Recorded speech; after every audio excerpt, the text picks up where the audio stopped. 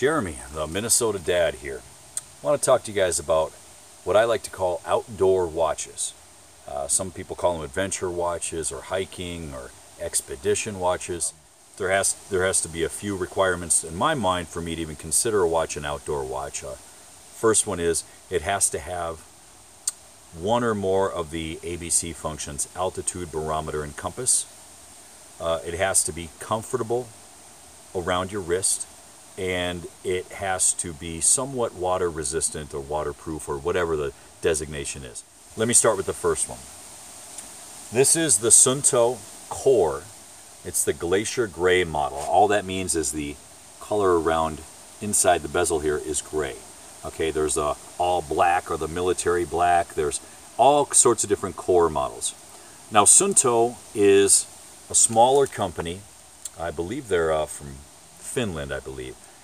And their main background is in compasses. So they pride themselves on having a reliable watch that shows direction and bearing and things like that.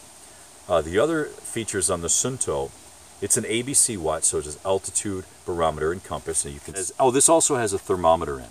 With a thermometer built into the watch, it only works if you're not wearing the watch, because otherwise it picks up your body heat and it throws the temperature off.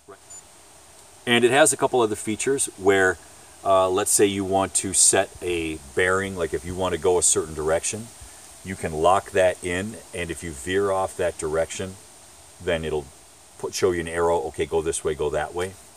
It has different alarms and different settings, sunrise, sunset, things like that. But for the most part, it's a very basic watch. You can replace the battery. The batteries are extremely cheap, and they'll last you 6 months, a year. I've only replaced this battery once, and I've had this over a year. Okay, that's the Suunto. One feature with the Suunto is you can see that the band contours. So as far as comfort, at least to my feel, it's very, very comfortable around your wrist. Next up, here, I'll set this here. Next up is what I would call the Clydesdale, the workhorse of outdoor watches, the Garmin Fenix 3. Anybody who's seen my videos, watched my channel, you know that I have over 70 videos on this watch, and there's so many features and functions. Let me just say that this watch has been with me at like -10 degrees. It's been with me at 100 degrees.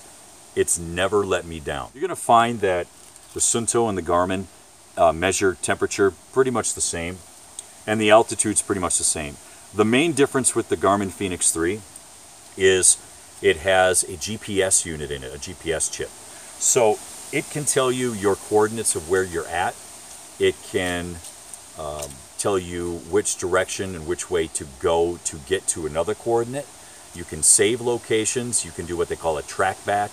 So it can actually show you your path that you took just on a blank screen and show you which direction you need to go, rather than the Suunto just gives you an arrow, hey, go this way, and now you're on your course. There's so many features and functions to the Fenix 3. This thing is awesome. On here, the next one I have. Now, this is the Casio ProTrek WSD F20. It is a smartwatch first and an outdoor watch second. What that means is you can manage, receive notifications.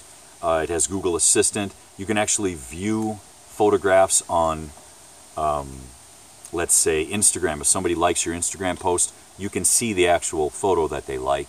You can watch videos on it that are on your phone, but you can watch it on your watch. This thing is a step above the Fenix 3. And in fact, it's a step above any other watch that I know of, in that it will show you on a map where you are and actually show like the map there. Now there's no internet up here, but it's still using the information it had from previous sessions. Now I'm going to put it on satellite, and it actually shows where you're at on the satellite, which is extremely handy if you want to see, landmarks and exactly where you are. The strengths that this has as a smartwatch, and with the color display and everything, it has just as many weaknesses as far as battery life. is very short. The battery port is just silly, and it doesn't have a thermometer in there. And it's huge, and it has basically a molded band here, which I feel is very, very comfortable.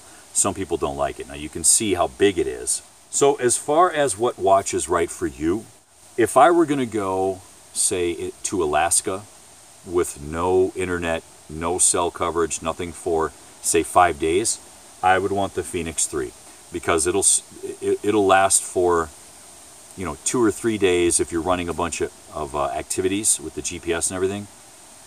But it'll last a lot longer if you don't run any of that. And then it charges easily too. Or if I didn't need to have a GPS capability and I just needed to have the ABC functions and just basic, directional type things like bearing stuff, I'd use the Suunto. If I were going to a state park that was close to a city where there's internet, and I was just going to do an overnight camp or something like that, I would use the Casio, especially if there's internet, because I want to get my notifications and I want to be able to see things, and I want to be able to see the color map. So everybody's going to have different opinions, and my experience is none of these watches have disappointed as far as outdoor activities. They're just different. They're just different, and I mean, they're specific for different things. The Suunto, I'm not gonna wear the Suunto if I'm in the city.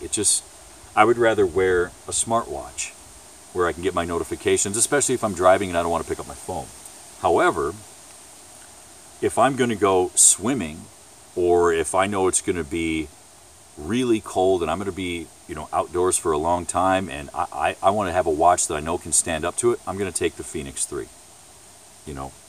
So there's a lot of different things. But with the Fenix 3, it's boring. There's not many colors. It's just not fun to look at. Casio is really colorful. Suunto is like, just very basic. So that's it. I mean, I'm sure you're going to have a lot of questions and comments and things like that. Go ahead and leave them, and it's an open forum, I guess, guys. You want to leave comments on my video, that's all cool. Just understand that different watches are for different things. Some people are going to say, oh, I don't want the Casio because it doesn't have a lot of iOS applications, or people say, I don't want the Garmin because the GPS is faulty, or I don't like the Suunto because the band is ridiculous, or whatever. Everybody has a gripe about different companies' watches. But you can't go wrong with any of these 3 watches as far as I'm concerned. All right. Thanks for watching, everybody.